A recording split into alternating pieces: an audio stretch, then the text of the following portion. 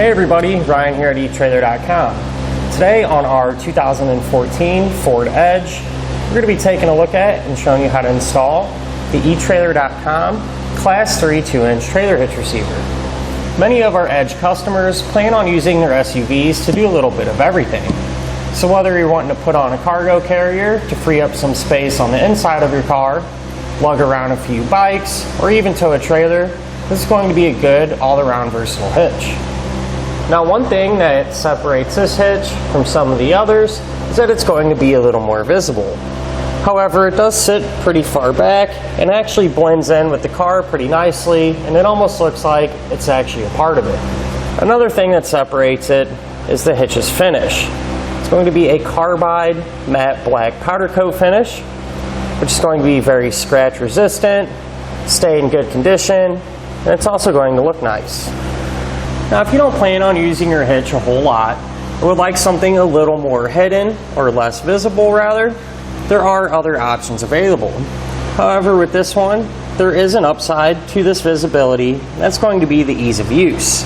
Everything's going to be in the open and very easy to get to. Since this is a Class 3 hitch, we're going to have that 2-inch by 2-inch receiver tube opening and a reinforced collar for extra strength. It's going to have the standard 5/8 size pinhole. Now keep in mind, it's not come included with a pin and clip.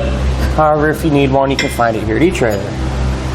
Let's have loop style safety chain openings, which are going to give us more than enough room to use just about any size safety chain hook that we might have. Now, our hitch is going to have some pretty impressive weight capacities. The maximum gross tongue weight rating is going to be 400 pounds.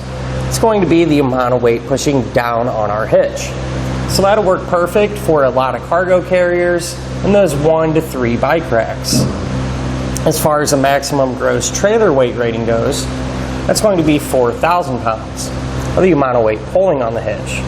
So that's the weight of your trailer plus anything you might have on it. Now, I do want to point out it is a good idea to check with your Ford's owner's manual to make sure your Edge can pull that much weight. Now I'm going to give you a couple of measurements, and you're going to use these to help figure out which hitch-mounted accessories to get. From the ground to the top inside edge of our receiver tube opening, it's going to be about 13.5 inches. So chances are pretty good you're going to need to get a ball mount with a rise. From the center of the hitch pin hole to the edge of our rear bumper, that's about 5 inches.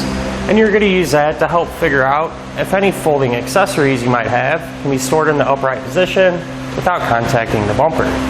Now, overall, in my opinion, the hitch is going to get the job done and look good too.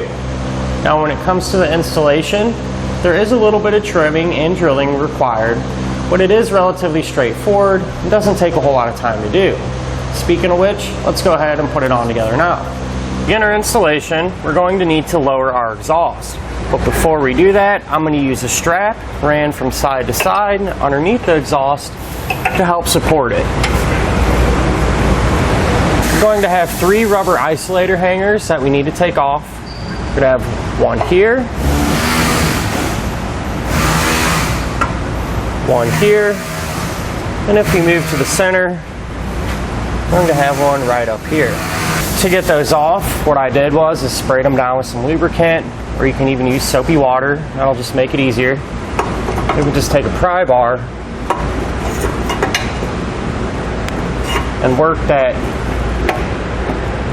rubber hanger off of the exhaust. I'm going to use that same technique for the other 2.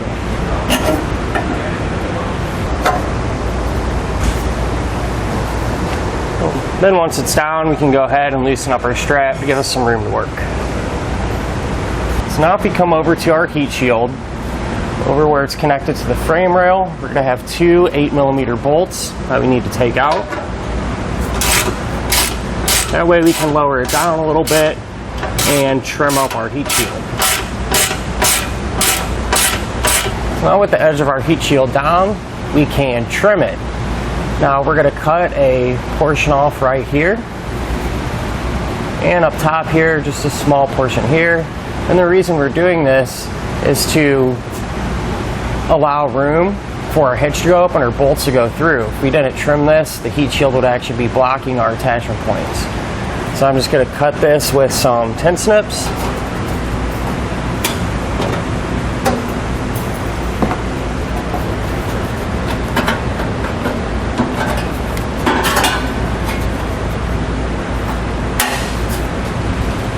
Then we can kind of hold it up in place and make sure that this hole is exposed as well as this one, which it is. And the other side set up the same way. So once you have this side trimmed, you'll do the same thing over there. Now I'd like to point out where our attachments are going to be to hold our hitch into place. And they're going to be the same on both sides. We're going to be using this hole as well as this hole. And then once we get our hitch up into place, we're actually going to be making another hole here in this area.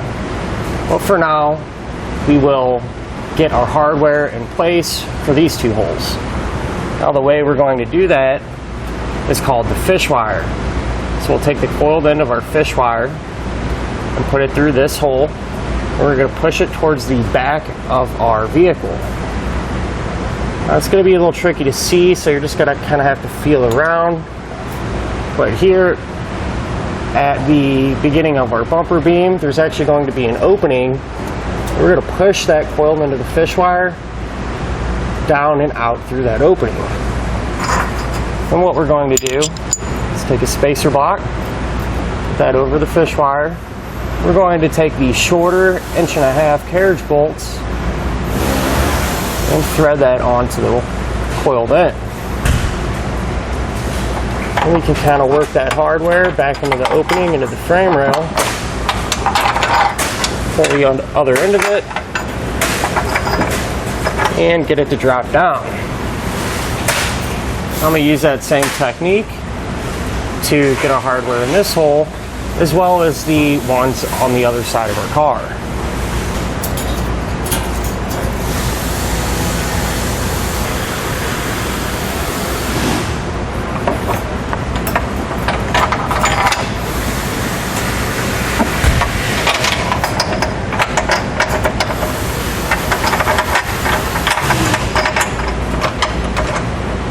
Now with an extra set of hands, we can put our hitch into place.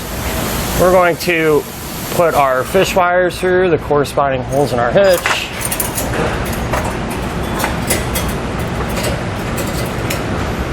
We can lift it up over our exhaust onto the frame rail. Get our bolts dropped through. Then we're going to secure them using a flange nut. That's a good idea to get one started on each side, that way the hitch will support itself while you work on the rest of the hardware. And just a quick tech tip, if you're having trouble getting the nut started because the bolt wants to get pushed back up into the frame rail, what you can do is take a flathead screwdriver and kind of put some side pressure on the bolt, and that'll keep it steady and make it a lot easier to get that nut started.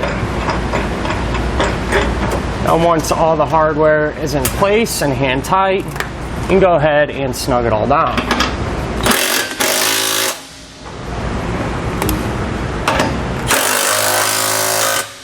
Now what we're going to do is use our hitch as a template on each side. We're going to use a drill to make a hole into our frame rail. That way we can get the rest of our hardware in place. So line it up and drill it out.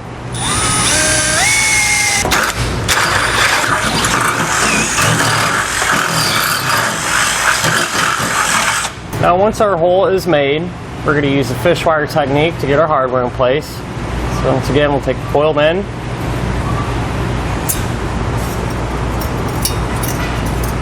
work it through that opening. We're going to put on our spacer block and our longer carriage bolt.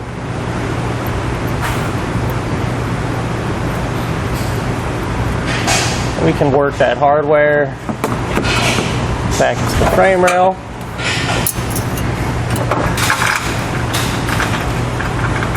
And once our bolt has dropped down, we'll take off that fish wire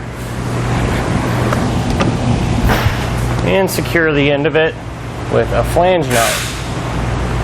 Now that this side's done, We will repeat that process on the other side.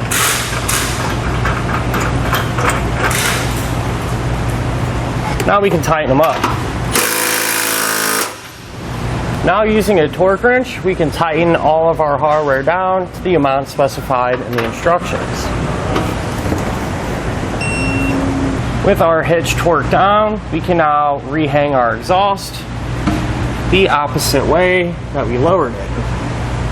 Just line our hangers up and push them back into place.